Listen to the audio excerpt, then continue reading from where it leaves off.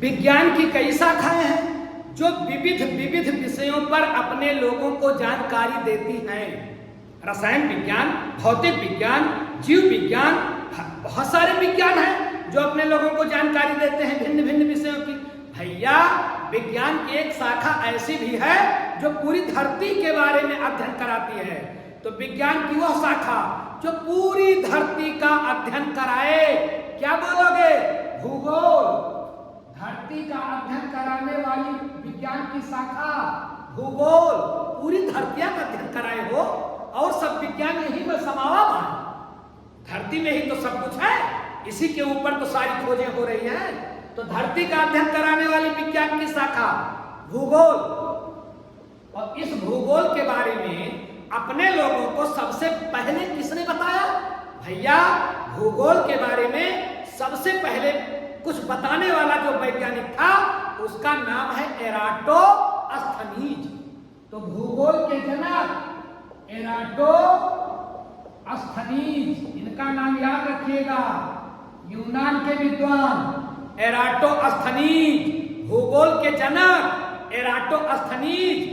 और ये इन्होंने भूगोल के बारे में कब जानकारी दी? ईसा पूर्व, बहुत पहले। अब अपने लोगों को भूगोल के बारे में आधुनिक जानकारी किसने दी? तो दो विद्वान।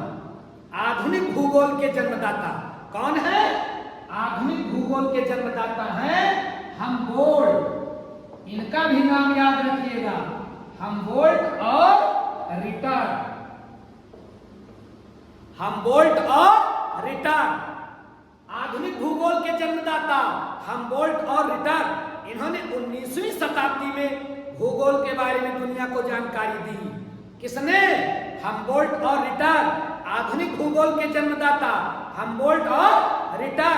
और यही ये भी जान लीजिए कि हिंदुस्तान के भूगोल के जन्मदाता, तो भैया भारतीय भूगोल के जन्मदाता कौन थे?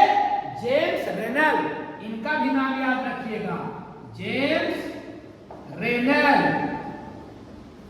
भारतीय भूगोल के जन्मदाता जेम्स रेनल। क्यों इनको भारतीय भूगोल का जन्मदाता कहा जाता है? क्योंकि यही पहले विद्वान थे जिन्होंने भारत का नक्शा बनाया, भारत को चित्र पर उकेरा। किसने? जेम्स रेनल ने। इसीलिए इन्हें बोला जाता है भारतीय भूगोल का जन्मदाता जेम्स रेनल, आधुनिक भूगोल का जन्मदाता हमबोल्ट और रिटर, और भूगोल का जन्मदाता एराटोस्थनीज। इनको याद रखिएगा।